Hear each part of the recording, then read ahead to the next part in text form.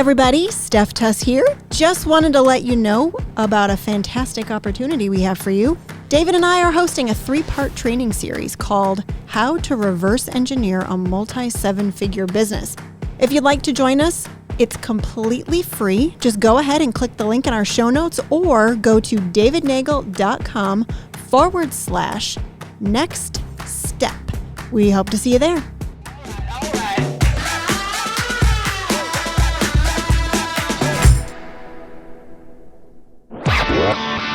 You're listening to the Successful Mind Podcast.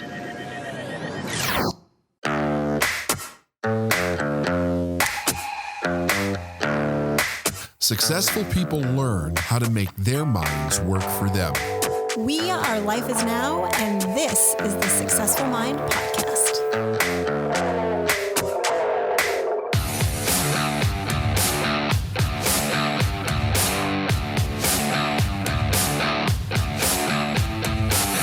Today we're talking about psychological safety. Yes, we are. Do you feel safe right now? I do. Okay. I'm just checking. Psychologically safe or physically safe? Which safety are we talking you're physically about? safe. Yes, no. No, I feel very psychologically safe. Thank you. Thank you for asking. You bet. Thank you for checking in with me. I came across this topic because I think that it's highly undertaught, honestly, in terms of business. Yeah.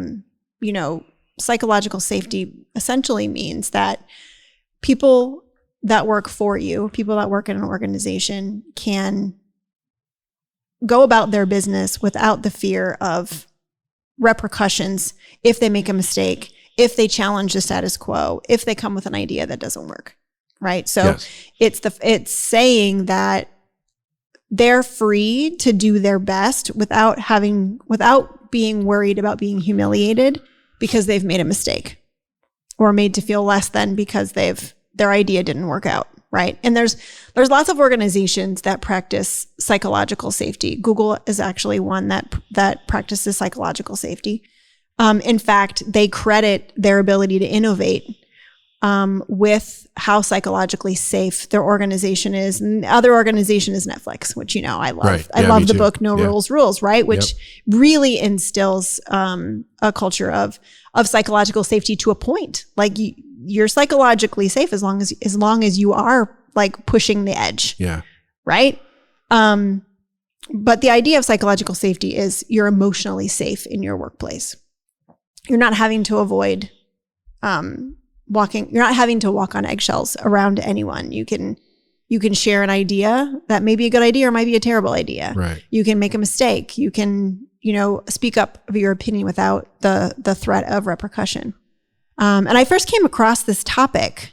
I don't remember who told me about this, but there's a great book called The Fearless Organization by Amy Edmondson. It's a pretty heavy read, so it's not like a storybook. I mean, it's very data-driven, data-based about what happens when organizations aren't psychologically safe. Okay. And one of the key examples they use are hospitals, unfortunately, where the hierarchy is the doctor knows everything and the nurse is under the doctor, and the nurse doesn't feel safe coming to the doctor and saying, oh, you've made a mistake on this chart, or, oh, you've misprescribed something. Instead, they go along with the orders, and then what ends up happening, right?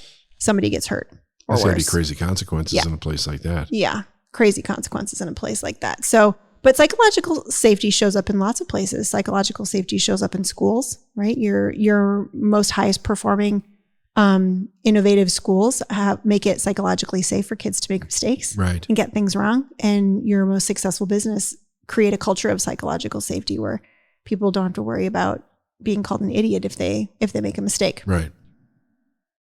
And the reason I wanted to talk to you about it is because, in our private coaching and even in our group coaching programs, we see a lot of people thinking that they're doing the right thing in a leadership position. And actually what they're doing is they're creating a culture the exact opposite of psychological safety. Yeah. Right? Yeah. Can you think of some examples of where this shows up? Well, I mean, so I didn't know the term until you brought that term to me. So I'll just say that right out. And I haven't read this book that you're talking about, but I'm very curious. I want to read it. But I've always taught something similar from the aspect of we're raised in an environment that does not allow us to make mistakes. It doesn't celebrate a mistake. Right. We're shamed, we're guilted for making mistakes. They make fun of us at a very early age. So we go through a behavioral adjustment process where we have more of a tendency to hide our mistakes than to actually bring them forward and look at what is the cause of this mistake. Is this a beneficial mistake, a not beneficial mistake? What caused it? And how do we correct it in the future without the ramifications of losing your job, being disciplined, being humiliated or shamed in front of your peers, that type of thing. And as we've worked with people in businesses over the entire history of the company, once they get to the point where they actually start hiring people, we see this very interesting dynamic come out where the business owner gets very triggered by things that the team member will do or say or not do or say, or the mistakes that they make, and they react in a very harsh way. Or they believe that the only way that they can get performance out of them is in a very harsh way. It's rampant. Let's put it that way. We've seen this for years. The more we talk about it, the more all these different scenarios that I have seen with people that we've worked with over the years that actually it's like there's a modicum of terror underneath the surface of the company. People just don't want to say anything. You're not sure it's there, but you don't know what's really going on. And then you see things like people leaving that were good people, and you don't know why it is that they're leaving, and they're not telling anything, and there's no communication going on. I think probably one of the ways that I see it in two ways predominantly. One is the idea that nothing is said, and then there's major problems. They're constantly putting fires out because there's issues that are happening, and nobody's actually feels safe enough to go to the boss or to the business owner and say, here's an issue that we have to fix or solve, or here's something that you don't know, or here's a mistake that you're making. And then on the other side, it's lack of productivity, right? It has a huge impact on productivity. So those were the places that I see it the most. Have you ever worked for someone like that? Several people. Yeah, several people. Yeah. I was thinking of, and this was not that long ago. It was probably 12 years ago. I was actually assisting at an event. And the event host, I saw her dress down one of the event staff, like in a really demeaning, shaming, horrific way. And I remember myself thinking, that's not okay. But I also remember myself completely like recoiling, like, okay, I'm going to fly under the radar. Right. Like, I'm not going to stand up and say anything or share ideas because I don't want to have a target on my back. I don't want to get dressed down.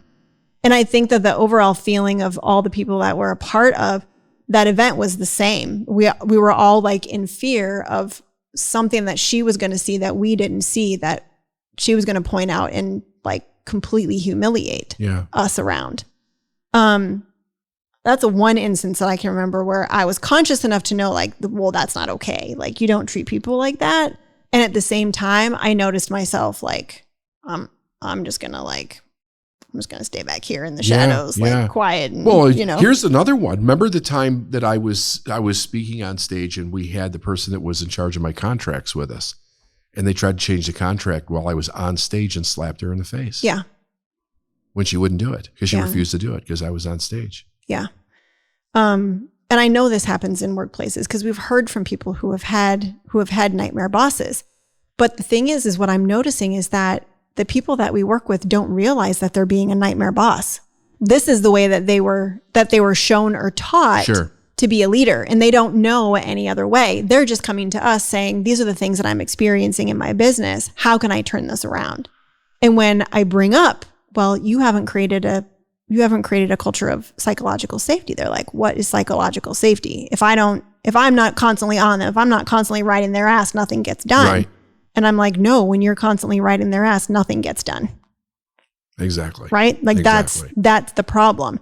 And when you have a business and you're growing, especially now with the changing economy and everything going on in the world, you have to have a team that can innovate, right? Yes. And innovation takes testing and risk and trial and, putting out ideas. If you have a culture that doesn't feel safe, no one's going to innovate. They're all going to wait for you to come up with the solution. Yeah. Right? They're all going to be yes men because they want to please you. That's not in the best interest of the company, right? Like that's where you get a leader that's completely frustrated because they're the ones that have to make all the decisions. But what they don't realize is that they've created that. They've created the beast where they have to be the one to make all the decisions. Right. And they don't, and you're right, you're 100% right, they don't. It's always interesting when we or you start to have a conversation with somebody about this, the look on their face when you tell them what you just told everybody now it's a look of bewilderment and horror. I think they believe that less than other things that we teach them about how success can be easy in various different areas. Yeah. Because they've never had any other experience in their life other than, this kind of do what you're told or else mentality, all the way back from their childhood. Right. There are there are multiple ways to skin a cat, I guess the phrase is, right? Cat's not safe. Cat's not safe. I'm in favor of the path of least resistance where everybody wins, right? I'm in favor of the win-win. So if you're listening to this podcast and you're doing a little bit of a self-evaluation right now, really ask yourself, have I raised my voice to a team member? Like, have I raised my voice to a team member?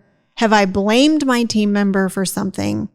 Has my body language been combative, right? Because sometimes you don't have to actually say anything for a team member to know that you're angry at them, right, to cause them to feel unsafe. And if the answer is yes, that is great. It's a great realization because then you can step back and say, okay, so what is this really? What's going on here? Why am I reacting this way? And that's where you come in. That's where your genius comes in helping people understand where those triggers come from, and what they can learn from those triggers. Yeah, it's interesting because it's all based on fear, right? I mean, everything that you see is some consequence that the owner is afraid of experiencing. And even to the extent of the owner just being frustrated with an employee, because when I hear that, I'll say, all right, well, tell me why are you so frustrated? And they get into this, like blaming routine. And I'll pause them for a moment and I'll say, but you're the one that's in charge. You're the one that can either inspire or fire in this situation. What is this blaming and frustration about?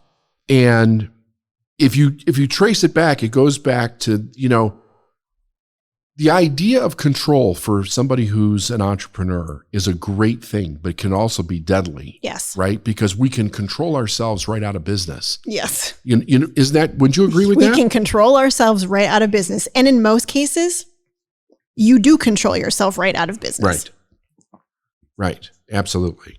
I think that a business owner has to, it's interesting, right? So control is something that is a good thing when you start. You have to be in control. You have to have enough control to be able to start. You have to be smart enough to be able to start. But there comes a point in time, and it's relatively soon once you start hiring people, you don't want to be the smartest person in the room anymore. You just don't, because I want people working with me. Everybody should want people working with me that are smarter than we are in their respective fields, right? So that we can innovate, so that we can grow, so that they can think through problems and you're not the only one thinking through the problem. So there's that idea, but I also think there's the idea of people very much identify with problems in a way where it makes them feel special, right? So you have the owner that there's a self-image issue.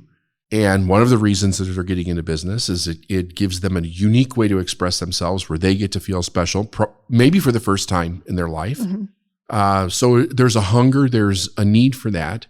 And once they get to the place where their brilliance isn't getting them the specialness, that then becomes the problems.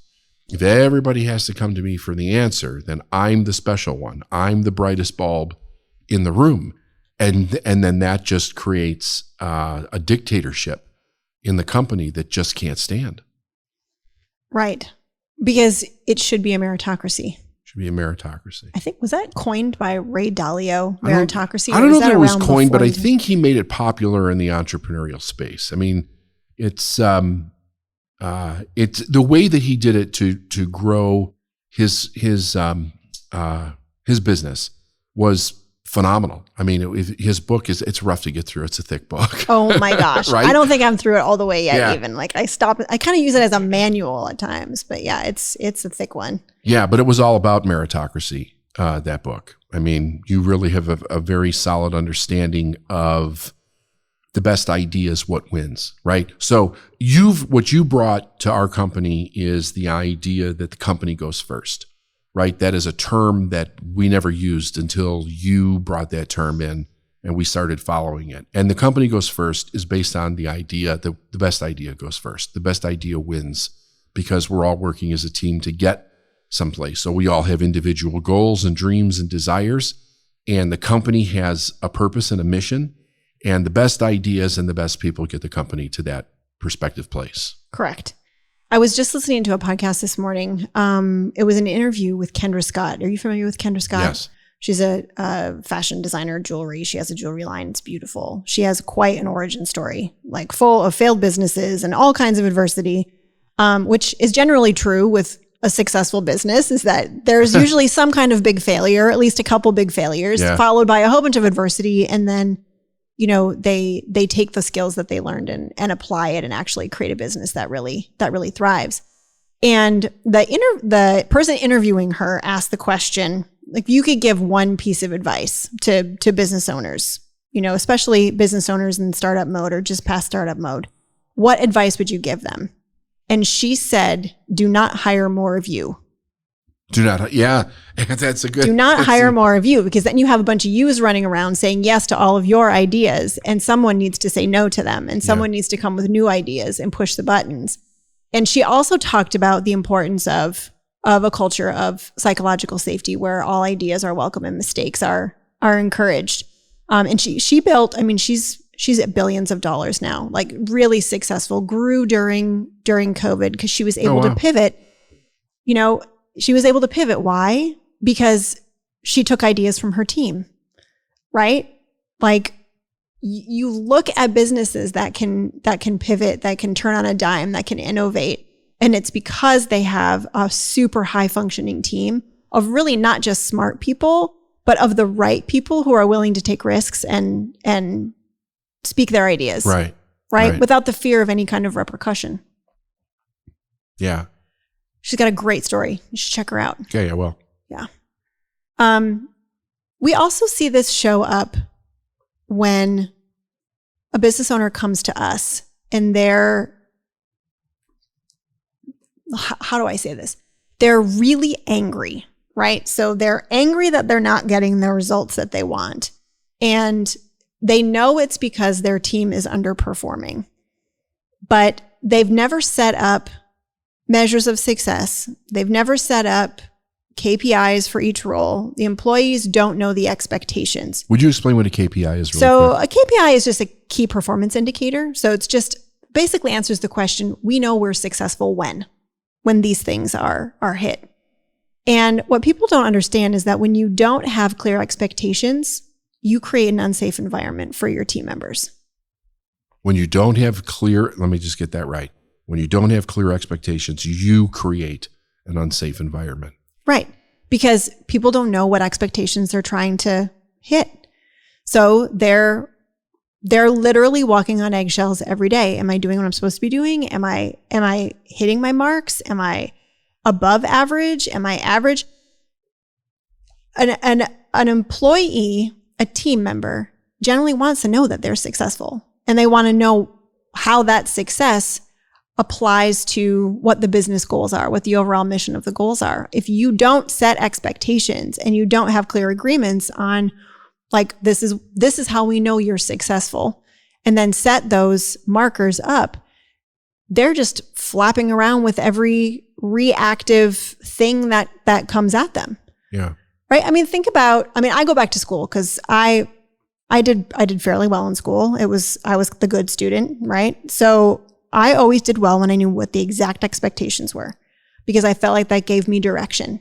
I knew what I was supposed to be doing. I could do it in a really great way, and I could even go above and beyond. Mm-hmm. How can you hire A players if they don't know what their expectations are? I don't think you can. I don't think they would want to work there. Correct. Right. So if you have a company where you don't have clear expectations, and if you ask yourself that question, like, do each of my roles have clear expectations? And you actually have to pause and think about it. Guess what? You don't have clear expectations for those roles. Yeah. Right? Like, you should know, yep, everyone's got clear expectations. They know what's a big win for them. They know what's an intermediate win for them is, and they know what a weakness is. If you don't know that, then that's a place where you can get to work on creating psychological safety in the workplace. So how do we start doing that? How do we start creating psychological safety? What are there steps, or is it a process? Yeah. So the crazy thing is the steps are actually kind of like no-brainers, but you don't think about them. So first, it's about how you carry yourself as a leader and founder, right? They have to see that you're a psychologically safe person, meaning they're safe in your presence. So in having conversations with them, actually like making eye contact, facing them 100% when they're talking to you, listen, right? Don't always feel like you have to add something to everything that they're saying. Make an effort to go into their space. So instead of always calling people into your office, go to their office, pop in, ask them how they're doing, ask them what's going on with their family, show that you care about something other than whether or not they get that task checked off the list, right? So basically it's treating them like a human being, for one, and showing them that you care about them as a person. So what about, how do you actually have a conversation with them about the appropriate way to handle a mistake so that they're not bringing in a past behavior of trying to cover it up or fix it before anybody knows about it, that type of an idea? So the first is to lead by example. So as a leader, you should be pointing out every single thing that you're doing wrong. That's the sunshiny part. Sunshine your mistakes. When you can call out your own mistakes and say, wow, I really screwed this up, or wow, this did not go the way that I planned and it was entirely my fault, or wow, I should have addressed that way sooner and we could have avoided this. That allows everybody who's around you to understand that it's okay for them to do that as well. So they see how you handle your own mistakes. Now, if you get super pissed off at yourself and you start pounding yourself in the head and you're like throwing things, that's not what I mean by sunshining your mistakes, right? Right. Sunshining your mistakes is, wow, this is what happened. This is what I learned. And this is what I'm going to do going forward. When you can do that, and let me tell you, it sounds easier than it is, right? Because it takes vulnerability. Right. And that's part of creating psychological safety in the workplace, is that you as a leader allow yourself to be vulnerable. So you talk about the things that you did wrong. You talk about who you're learning from and the fact that you don't have all the answers. And you know what the crazy thing is? One of the biggest ways to create psychological safety in the workplace is to say, I don't know. Is for you not to have all the answers and for you to be okay with not having all the answers. Yep. Yeah, absolutely. There used to be an old idea that you needed to be the person that knew everything, that you should know, and that knowing was your responsibility. And that's quickly going out the window. But you know, that idea of leading by example, sunshining your mistakes, admitting when you're wrong, saying that you don't know. The reasons that I've seen people not want to do that, again, is that they don't feel safe doing it. So it's really a vulnerability issue, like you say, at that level. They have to. That's like the next stage of growth for them that for many people remains hidden under the surface because they're focused on so many other areas that they're growing and being tested and they're trying and, you know, going up against competition or reaching the next goal or the next high point. Vulnerability is not something that they're actually thinking about. And in many cases, vulnerability is something that they're trying to hide. In a lot of cases, vulnerability is what they're trying to hide. They don't want anyone to see that they don't know all the answers. I mean, I don't know how many times we've talked to, and I can think of 3 different examples with law firm owners actually, where they are not hiring an administrative assistant that they desperately need because they feel like their office is a mess. And I'm like, so tell them your office is a mess. I can't tell them my office is a mess. They're going to think that they're not going to want to come work for me. They're going to think that I'm a complete train wreck. And I'm like, no, that's why you're hiring them. Like that gives them purpose. Yep. They're going to make your office a humming machine so that you can do what you do best. But they don't want to admit that they need the help to get the office organized and systems put in. It's like people who have, Brand and I are guilty of this. You have a cleaning service that comes in, right? How many people go and clean your house before the cleaning people come in because you don't want them to think that you're a slob? I had a neighbor for a number of years who, as I was growing, she was seeing different things, and she finally caught on about hiring somebody to clean the house.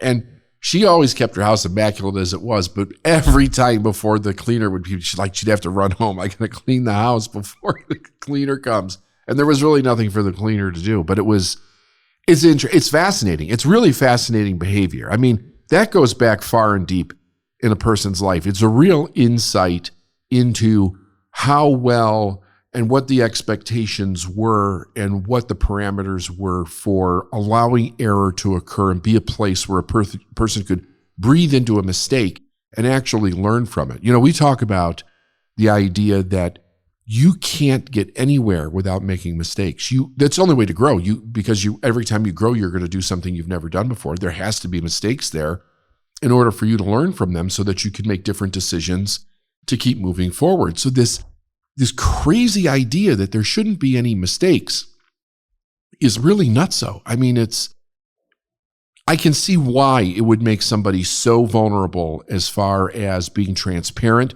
about what their weaknesses are, what their vulnerabilities are, what they don't, like you said, openly admitting I don't know. That's a big deal. I remember when I learned how to do that, because I was the opposite of that. Like, don't let anybody know anything. That was how I was raised, right? It was always hiding everything from mom and dad. And one of the biggest things that I learned, one of the most freeing things, was to just come out and say, I don't know. I have no idea. Yeah. And here's the thing with building psychological safety around this is that I think it's really powerful for you to admit your weaknesses in front of your team. Like, guys, I am not good at this. Like, I need help. I need your help. So asking your team for help with something for you personally also shows that it's okay for them to ask for help. I mean, people learn more from your actions than from your words. You know what I mean? Yes, absolutely. If you're acting one way and asking them to be a different way, they're never going to be that way. But if you're acting the way that you want them to act, they will. Yeah. Does that make sense? Yeah, it totally makes sense. I used to hear growing up, literally, I'm not going to say who it was, but I would hear this frequently.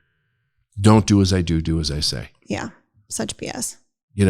And it was something that was very popular, or I think we're starting to come out of it now I'm seeing, and you're definitely seeing, many more businesses that are on this path of like leading this old way of leadership, just leaving it behind and learning new things.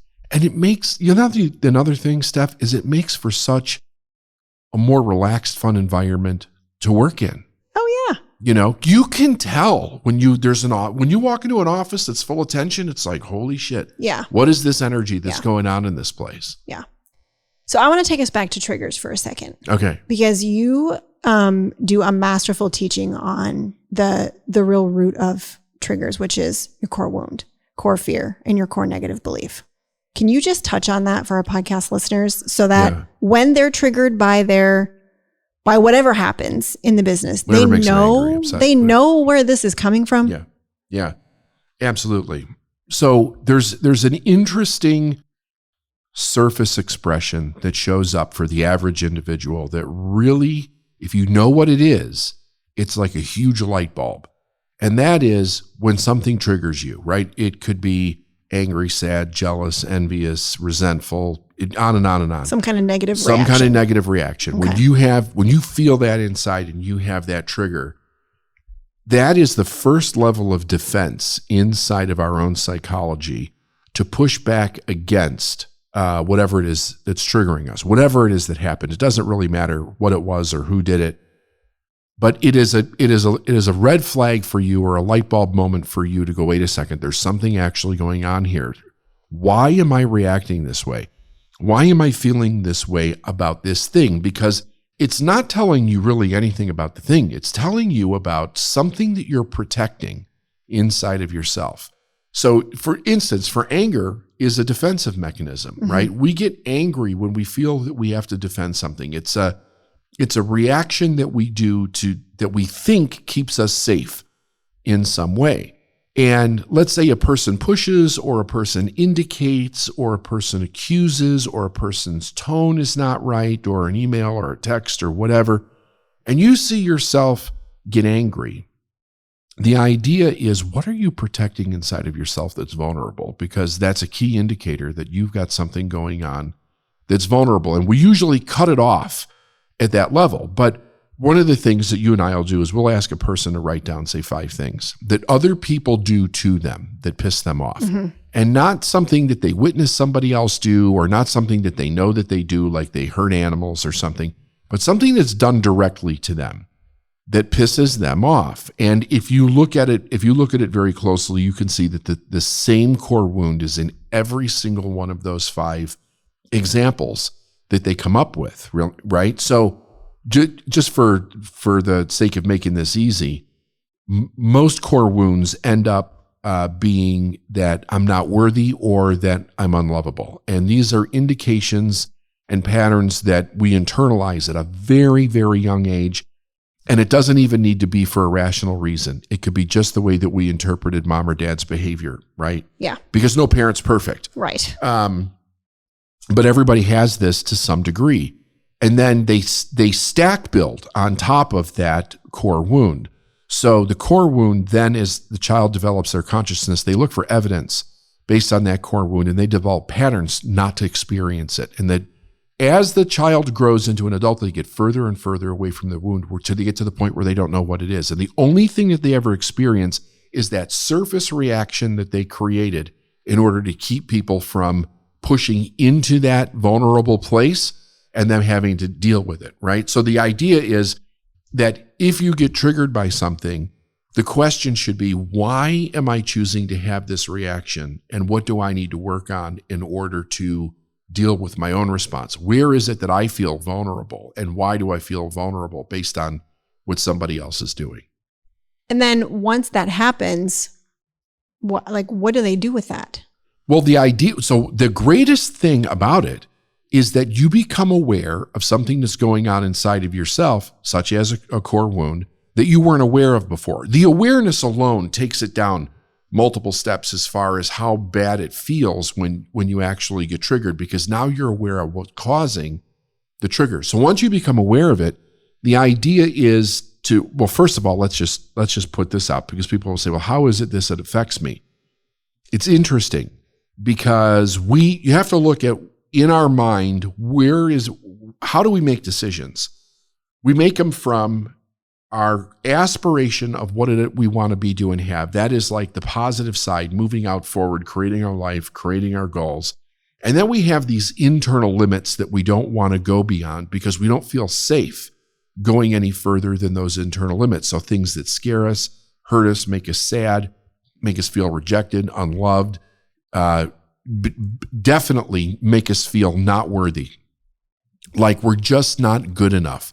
So many people are running around with this idea that they're just not good enough in their mind to do all different kinds of things in their life. So many of them don't even attempt, but the ones that do usually shut everything down by getting angry. So once I'm aware that that's what I'm doing, I have to also be aware that me not being good enough is actually showing up in my decision-making process. In other words, I will look at things to do that would actually move me forward, would move my business forward, would move the team forward. But if I don't think I'm good enough, I'm not going to make those decisions to do it. I'm actually going to make an unconscious decision to stay safe.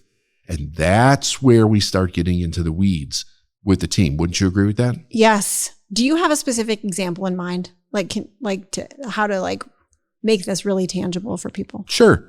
Here's one of the ones that we see first off. A person starts to get to the place where they need to hire a team. and they say, I can't hire a team because I don't have the money. And the thing is that they do not understand that is not the reason that they're not hiring the team. That is the perfect excuse, the rationalization that they made in their mind in order not to hire the team. But really, they're not hiring a team because they don't feel good enough to hire the team, or they don't feel good enough to earn the money to hire the team. In a business, you build and add to the business based on the direction that you're going, not when you find out that you have an emergency. Right. And you need something. Otherwise, you end up in a tremendous amount of trouble. That's when you get into hiring somebody who's like you and easy, right? You're trying to just put a fire out instead of actually reactive. Yes. 100% reactive. Rather than hiring for where you are right now rather than for where you want to go. Yeah. Which just ends up in you letting that person go and having to make another hire, and right. Gets into a whole nother rabbit wheel of unworthiness or not good enough, right? It does, because then it just verifies it, right? It's like, see, I knew it wasn't going to work, or see, I knew I wasn't going to be able to pay for this person, or see, why can't I find somebody? Everybody else can find somebody, but I can't find somebody. See, I knew I couldn't trust someone to do as good of a job as I can. Don't even go down the trust road. I think trust is another podcast we need to do. Yeah, I agree. In terms of both self-trust and business trust, because this is a big component in this, right? It is. Like, you have to have a certain level of self-trust to allow yourself to be vulnerable in front of the people that you're supposed to be leading. Right. If you can't trust your own insecurities, you'll only be triggered by other people's. Yeah, I think you need to say that again. If you can't trust your own insecurities, in other words, if you can't trust yourself with where you're vulnerable, or you need to be vulnerable, you cannot trust anybody else's, because it's too reflecting for you. So it'll just make you angry at the outset, or you'll push it away, or you won't want to look at it, and you won't want to deal with it because it's actually happening inside of yourself. So until you develop that inner trust, you're not going to be trustworthy with anybody else. Because you're not going to do the things that are trustworthy. You won't do the things that are trustworthy. And by that, basically we mean that instead of making the person wrong about whatever it is that happened, you're going to actually look for a solution instead of making them wrong. When your first go-to is to make somebody else wrong about what just happened, you're not actually looking for a solution. You're looking to be right. Yeah. Yeah. And the whole idea is that you build a fearless organization rather than a fearful organization, which again is the name of Amy Edmondson's book. I highly recommend it, The Fearless Organization. If you want more information about what we covered here in this podcast, you'll see lots of examples. And she also gives some really great activities to begin to do, to begin to build that psychological safety within your team. Great podcast. Yeah, that's awesome stuff. Thanks. Thank you. All right.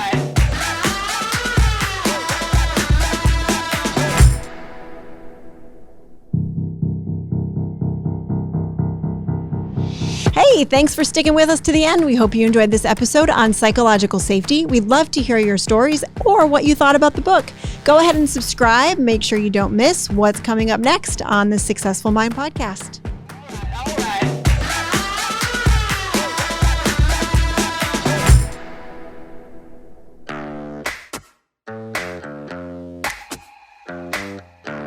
Thanks for listening to the Successful Mind podcast. If you like what you've heard and you want to know more, go to davidnagel.com/free stuff.